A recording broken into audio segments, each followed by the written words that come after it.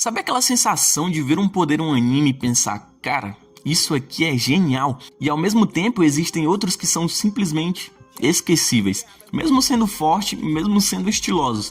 Então o que separa um poder marcante de um poder qualquer? Porque não é só sobre força, não é só sobre efeito visual, e definitivamente não é só sobre quem vence a luta. Tem algo muito mais profundo acontecendo ali. E quando você entende isso, você começa a enxergar shonens de um jeito completamente diferente. Porque lá no fundo, todo poder na ficção segue uma lógica. Mesmo que o autor não explique diretamente qual que é essa lógica. Mas essa lógica começa com uma pergunta muito simples. O quanto esse poder permite que o personagem faça? Pensa comigo, existem habilidades que são extremamente diretas, tipo explosão de energia, super socos, rajadas, coisa que basicamente servem para uma função só, causar dano. Elas são simplesmente fáceis de entender, mas também elas são bastante limitadas. Agora no outro extremo, você tem personagens que praticamente dobram a realidade, manipulam conceitos, regras, espaço-tempo, coisas tão amplas que beiram um absurdo. É tipo sair de um soco para um poder que pode resolver qualquer situação. E se você coloca isso numa linha, de um lado o mais básico possível e do outro o mais absoluto possível, você cria uma escala. Uma escala que vai de eu só consigo fazer isso até eu posso fazer literalmente qualquer coisa. E aqui entra um ponto mais interessante. Todo poder que você já viu está em algum lugar dessa escala. Sem exceção nenhuma, mas o que quase ninguém percebe é que o lugar mais interessante nem sempre está nas extremidades. Não é o poder mais simples e nem o mais apelão, é o meio. E é exatamente aqui que começa a surgir algumas das habilidades mais icônicas dos animes. Mas antes de entrar nesses exemplos, que é onde a coisa fica realmente interessante, já deixa o like porque isso aqui provavelmente vai mudar a forma como você enxerga as lutas nos animes. E se você curte esse tipo de análise mais profunda, já se inscreve porque esse canal é basicamente isso aí. Agora sim, vamos falar de poderes que acertaram esse ponto perfeito. Para entender esse meio termo perfeito, a gente precisa olhar para exemplos que fizeram isso funcionar na prática. E um dos melhores é o Luffy. A habilidade dele no papel é ridiculamente simples. Ele é de borracha, só isso. Não é manipulação de realidade, não é controle de elemento, não é nada absurdo. Mas olha o que acontece quando isso cai na mão de um autor bem criativo. O Gomu Gomu no Mi não só estica o corpo. Ele aumenta a força, velocidade, alcance, absorve impactos, rebate ataque e ainda permite que o Luffy literalmente invente formas novas de lutar no meio da batalha. O Gear Second, por exemplo, não é só sobre ficar mais forte. Ele usa a elasticidade do corpo para acelerar o fluxo sanguíneo, o que aumenta drasticamente o desempenho físico. E isso surge de um conceito simples: borracha. Esse é o ponto. O poder dele não é absurdo, mas ele permite muitas possibilidades dentro de limites claros. E é exatamente isso que deixa interessante. Agora compara isso com outras habilidades que também acertam esse meio, mas de um jeito completamente diferente. A técnica das 10 sombras do Megumi. Aqui, ao invés de um conceito simples explorado ao máximo, a gente tem variedade. Ele pode invocar diferentes Shinigamis, cada um com uma função específica. Um voa e ataca com eletricidade, o outro é um tanque que dispara água, tem invocação para imobilizar, tem para atacar, tem para rastrear, mas nenhum deles faz tudo. Cada um é limitado, e isso força uma coisa essencial: a tomada de decisão. O Megumi não resolve a luta só com poder, ele resolve escolhendo como usar o que tem, e às vezes combina essas habilidades de formas inesperadas. Percebe o padrão aqui mudando? Não é só sobre ter um poder absurdo, é sobre ter opções, mas as opções com restrições, porque é isso que cria essa tensão, é isso que faz você assistir uma luta e pensar como é que ele vai sair dessa. E o mais importante, isso abre espaço para algo que prende qualquer pessoa numa batalha: a imprevisibilidade com a lógica. Quando o Luffy inventa uma nova forma, ou quando o Megumi usa uma combinação diferente, não parece forçado, porque tudo já estava ali, você só não tinha pensado nisso ainda. E é exatamente essa sensação que transforma uma luta comum em algo memorável. Mas isso ainda não explica tudo, porque não é só sobre o poder em si, é sobre o que a gente sabe dele antes da luta começar. E aí a coisa começa a ficar mais interessante ainda. Agora pensa numa situação simples. Uma luta vai começar e você já conhece o poder do personagem.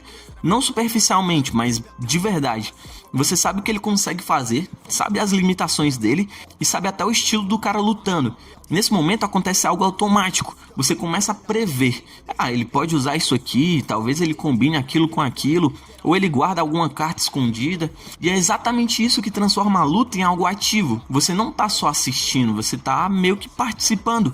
E quando o personagem faz uma escolha e essa escolha faz sentido dentro das regras já estabelecidas, vem aquela sensação de caramba, isso aqui foi muito inteligente. Pega o Luffy de novo. Quando ele entra numa luta mais séria, existe sempre aquela curiosidade. Qual abordagem ele vai usar? Ele vai focar em velocidade ou ele vai focar em força bruta? Ou em, sei lá, em mobilidade? Ou ele vai tirar alguma aplicação nova da habilidade que ninguém tinha pensado? E o mais importante, quando isso acontece, não parece aleatório. Mesmo quando surpreende, porque tudo segue uma lógica interna. A mesma coisa vale para o Megumi. Ele não entra numa luta com um poder, ele entra com várias possibilidades. E cada decisão dele muda completamente o rumo da batalha. Qual que é o Shinigami que ele vai usar? Qual a combinação faz mais sentido para essa luta? Vale a pena ir para a ofensiva ou controlar o campo? Isso cria uma camada que muita gente nem percebe conscientemente, mas sente. A luta ela vira um jogo de estratégia. E isso só funciona por causa daquele equilíbrio, aquela variedade suficiente para criar opções e limitações suficientes para forçar escolhas. Sem limitação não existe essa tensão, porque se o personagem pode tudo, nada realmente importa. Mas se ele tem opções demais sem custo, a luta perde o peso. Agora, quando existe restrição, cada decisão tem consequência, e aí que nasce o interessante de verdade. Mas tem um detalhe aqui que muda completamente o jogo também. Nem todo personagem precisa estar nesse meio perfeito. Na verdade, depende muito do papel dele na história. O ideal pode estar completamente em outro lugar da escala. E quando você percebe isso, você começa a entender porque alguns personagens são construídos do jeito que são. Até agora a gente só falou desse meio perfeito ali, mas a real é que nem todo personagem deveria estar ali, porque poder não existe isolado, ele sempre serve um papel na história. E quando você começa a olhar por esse lado, tudo começa a fazer mais sentido também. Pensa nos protagonistas. Eles não estão presentes na maior parte da obra. Eles participam de várias lutas, carregam o ritmo da história. Então faz sentido que eles tenham poderes versáteis, com espaço para evolução, criatividade e adaptação. Agora, se a gente olha lá para os mentores ou para os vilões principais, normalmente eles estão mais próximos dos extremos ali. E não é por acaso. O Satoru Gojo, por exemplo, tem um poder baseado no conceito do infinito. Não é algo versátil no sentido comum. É algo totalmente esmagador, intocável. E ele não precisa provar que consegue lidar com várias situações. Ele precisa passar uma sensação de superioridade absoluta. E o mesmo vale para personagens que são pura força bruta, como o All Might. O conceito dele é simples, ele é forte, mas tem uma força tão absurda que resolve o papel dele na história. Ele não precisa de complexidade, ele não precisa ser um símbolo, e isso mostra uma coisa muito importante. Não existe um único jeito certo de criar um poder.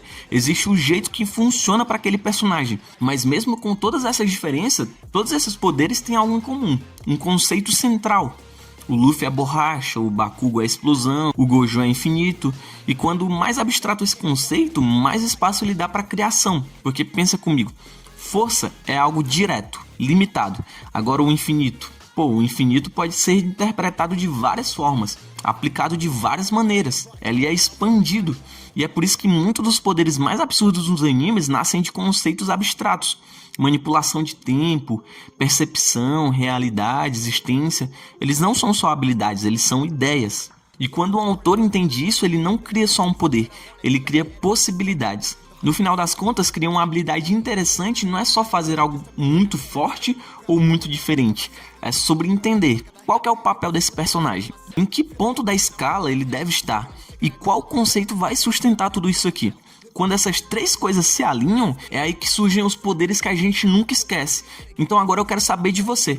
Qual poder de anime você acha que acerta perfeitamente esse equilíbrio? Comenta aqui, porque eu realmente quero ver até onde dá pra levar essa ideia. E se esse vídeo mudou a forma como você enxerga os poderes nos animes, se inscreve, porque aqui no canal a gente não só assiste o anime, a gente entende o que faz eles funcionarem. Valeu por assistir e até a próxima.